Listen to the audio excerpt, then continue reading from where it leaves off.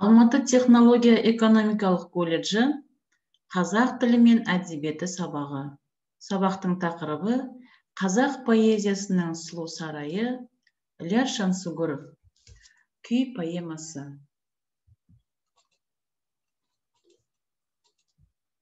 Сабақтың тақырыбы поэмадан үзінді тыңдай отырып, негізгі идеясын анықтау, берілген ақпаратты жүйелеу, өзіндік көзқарасын жүйелі, дәлелді жеткізу.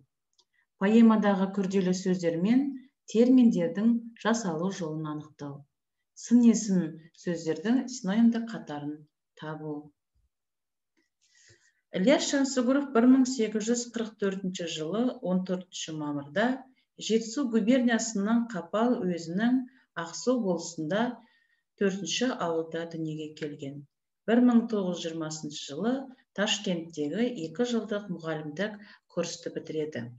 1922 жылы Верныйдағы Қазақ ағарту институтының меңгерушісі болады. 1925 жылы Мәскеудегі коммунистік журналистика институтына түседі, оны бітіріп шығады. 1932-34 жылдар аралығында Қазақ жазушылар одағының ұйымдастыру комиссиясының төрағасы болады. 1938 жылы саяси репрессия құрбаны болады.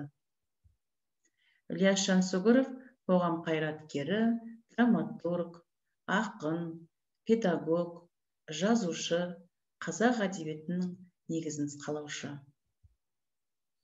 Енді балалар, мәтінді оқиық. Өмірбаяным. Менің өскен жерім Жоңғар алатауынан аққан, Балқашқа құятын Ақсу өзенінің бойы, Жетісу губерниясы, Талдықорған уезі, Ақсу болысы. Жансүгір әкем, көзі тірі, жылы жылан. Биыл 71-де. Менің жылымды жылқы дейді.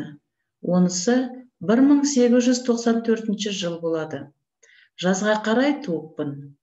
Анамды аз білем. 4 жасымда жетім қалдым. Әкем әріп үйретті. Одан кейін 1912 жылғы күзде Қылый мектебіне бардым. Оның сабағы Құран, оқу, жазу, есеп. Онан кейін оқи алмадым. Егін егіп, мал бақтым. Шешендік сөздер, әңгіме, ертегілер, өлеңдер тыңдағанды ұнатамын. Әрі таныған соң, кітапты оқып, көп оқитын болдым. Қыз жібек жырын қызығып оқушы едім. 1914 жылы Қазақ деген газеттің 1-ші номерін көрдім. Онда қазақтың бас ақыны деген Абай туралы мақала болды. Абай дегенді алғаш естігенім сол. Кітабын қолыма түсіруге құштарландым. Семейдегі досыма Абайдың кітабын тауып бер деп жалындым. 1916 жылы ол Абайдың кітабын тауып берді. Оны 1 теңгеге сатып алдым. Абай қатты әсер етті. Ойым ояна бастады. Қайта-қайта оқи беретін болдым.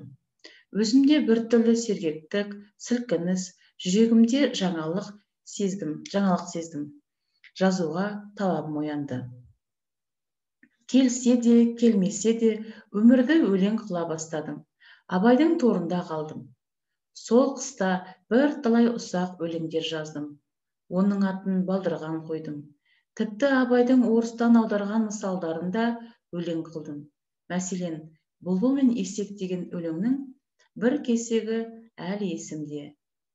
Салды бұлбұл иіндәнге, құйқылжытқан келдәнге.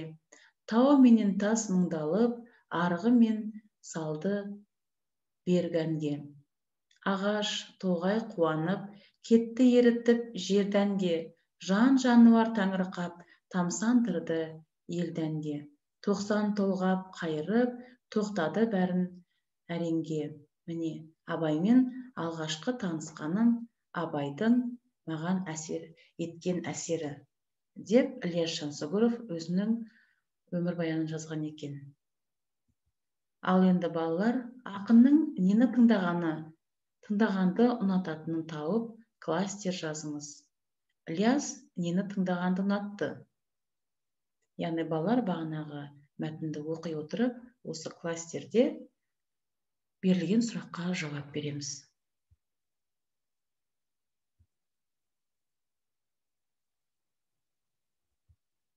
Келесі тапсырма, балалар, Ілияс Жансүгіровтің күй поэмасынан алынған үзіндіні тыңдаймыз.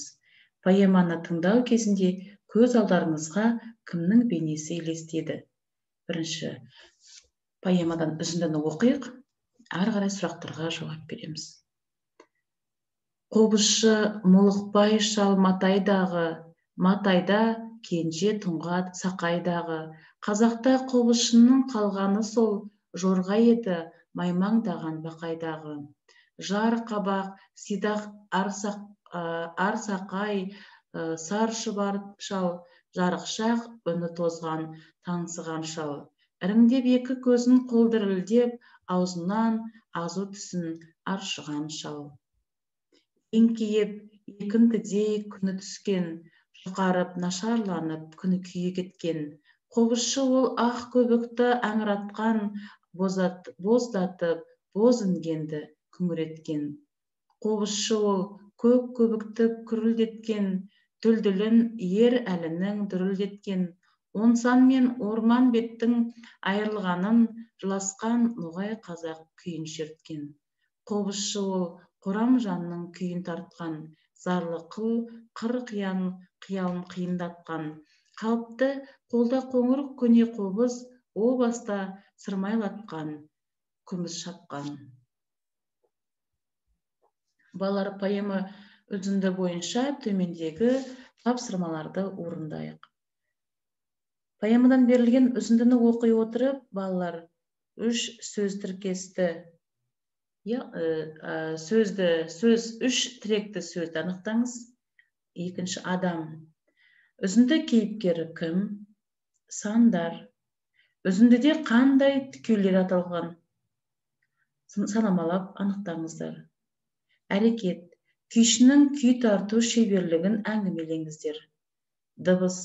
Қобыздың үні қалай суреттелген? Көзқарас. Күйшіге баға беріңіздер.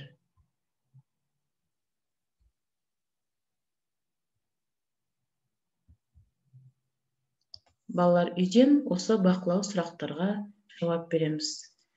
Өтілген тапсырма бойынша Ілияс Жансүгіровтің есімімен таныссыз ба? Екінші, ақынның қандай шығармаларын білесіз? Үшінші, мәтінді оқыған соң Ілияс Жансүгіров туралы не білдіңіз?